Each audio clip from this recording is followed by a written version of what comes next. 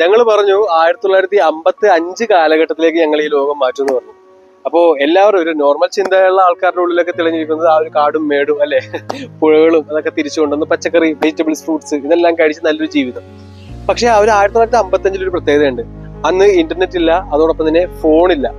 ഇന്ന് നമ്മുടെ സമൂഹത്തിലുണ്ടാവുന്ന എല്ലാവിധ പ്രശ്നത്തിനും കാരണം മൊബൈൽ ഫോണാണ്, ഇന്റർനെറ്റുകളാണ് അല്ലെ. എന്തോരം ആത്മഹത്യകൾ നടക്കുന്നു, കുട്ടികൾ അമ്മേനെ കൊല്ലുന്നു ഫോൺ മേടിക്കുന്നതിന് പകരം അല്ലെ, ആത്മഹത്യ ചെയ്യുന്നു. ഇതെല്ലാം ഇന്റർനെറ്റിനോടുള്ള ഒരു അഡീഷനും അതോടൊപ്പം തന്നെ ഫോൺ എന്നുള്ള ഒരു വസ്തുവിന്റെ ഒരു ഹാംഫുൾ ആയിട്ടുള്ള എഫക്റ്റ് ആണ്. പക്ഷെ ഒരുപാട് ഡെവലപ്മെന്റ്സ് ഉണ്ടായി.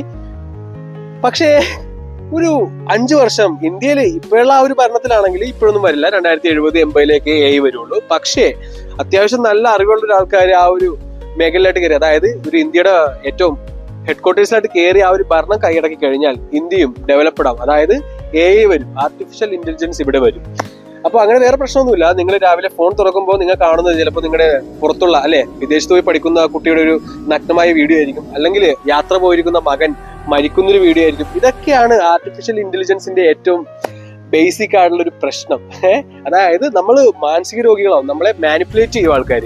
അതായത് നമ്മൾ കണ്ണുകൊണ്ട് കാണുന്നത് എന്തോ അത് നമ്മൾ സത്യമാണ് നമ്മുടെ ബ്രെയിൻ നമ്മളോട് പറഞ്ഞു തരും. അതായത് പക്ഷെ നമ്മൾ കണ്ണുകൊണ്ട് കാണുന്നത് ലോകത്തിലെ ഏറ്റവും വലിയ നമുക്ക് ഒട്ടും ഇഷ്ടമില്ലാത്ത കാര്യങ്ങളായിരിക്കും മൊബൈൽ ഫോൺ നമുക്ക് കാണിച്ചിരുന്നത്.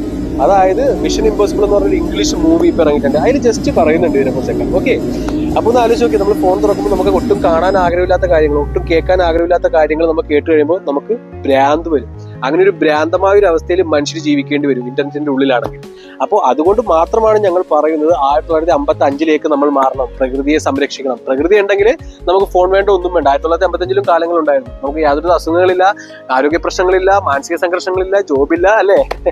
അപ്പോൾ ആ ഒരു പ്രശ്നം നമ്മൾ തിരിച്ചു കൊണ്ടുവരും. ഓക്കെ, അതായത് ആ ഒരു 1955 കൊണ്ടുവന്നത് നിങ്ങൾക്ക് വേണ്ടിയാണ്, നിങ്ങൾ ഓരോ മനുഷ്യർക്കും നിങ്ങളുടെ കുഞ്ഞുങ്ങൾക്കും വേണ്ട. അല്ലെങ്കിൽ പരസ്പരം കടിപിടിച്ച് മരിക്കും, അതോടൊപ്പം മതതീവ്രവാദവും വരും അല്ലെ. എന്നാലോചിച്ചൊക്കെ ഒരു ഹിന്ദു ഒരു മുസ്ലിമിനെ കൊല്ലുന്ന രീതിയിൽ ഒരു വീഡിയോ വന്നു കഴിഞ്ഞാൽ ഹിന്ദുക്കൾ മുസ്ലിംസിനെതിരെ പോകും, മുസ്ലിംസ് ഹിന്ദുക്കളെതിരെ വരും, പള്ളിയിലേക്ക് കല്ലെറിയുന്ന ഒരു വീഡിയോ വരും, അപ്പോൾ പള്ളിക്കാർ അമ്പലക്കാരുടെ വരും.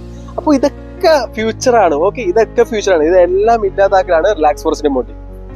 അപ്പോൾ നിങ്ങളുടെ ആ ഒരു ഫ്ലാറ്റില് ഞങ്ങൾ വന്നു കഴിയുമ്പോൾ ഞങ്ങൾ പറഞ്ഞു, ആ ഒരു ജീവാമൃത പുനർജയം എന്ന് പറഞ്ഞ ഒരു യജ്ഞം തുടങ്ങുന്ന മുമ്പ് ഒരു ക്ലാസ് ഉണ്ടാവും, ഒരു സെഷൻ ഉണ്ടാവും എന്ന് പറഞ്ഞു. ആ സെഷനിൽ കംപ്ലീറ്റ് കാര്യം, അതായത് നിങ്ങളെ യാതൊരു വിധത്തിലും മാനിപ്പുലേറ്റ് ചെയ്യാൻ മനുഷ്യർക്കോ പ്രകൃതിക്കോ അതോടൊപ്പം തന്നെ ഇപ്പൊ കണ്ടുപിടിച്ച മനുഷ്യരായിട്ട് കണ്ടുപിടിക്കുന്ന എല്ലാത്തിനും ഒരു ഹാംഫുൾ എഫക്ട് ഉണ്ട് അല്ലെ. നമ്മുടെ ചെരുപ്പ് ഉൾപ്പെടെ ഹാംഫുൾ എഫക്ട് ഉള്ള കാര്യങ്ങളാണ്. അപ്പോൾ യാതൊരു ഹാംഫുൾ എഫക്റ്റും നിങ്ങളെ ബാധിക്കില്ല. കാരണം നിങ്ങൾ ഞങ്ങളുടെ സുരക്ഷിതമായ റിലാക്സ് ഫോറസിന്റെ കൈകളുടെ ഉള്ളിലാണ്.